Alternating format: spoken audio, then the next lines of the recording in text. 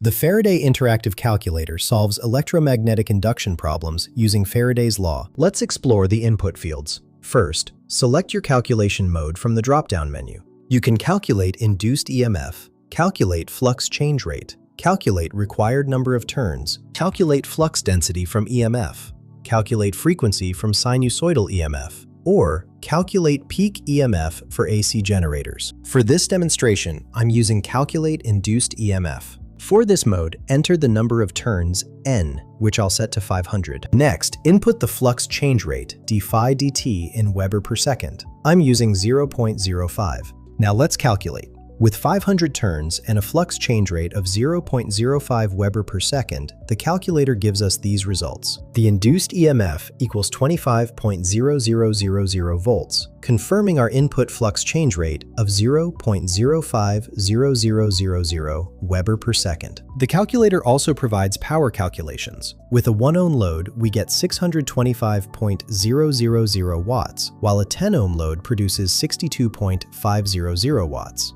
These power values help engineers determine energy output for different load conditions in electromagnetic systems. Find the link in the description below.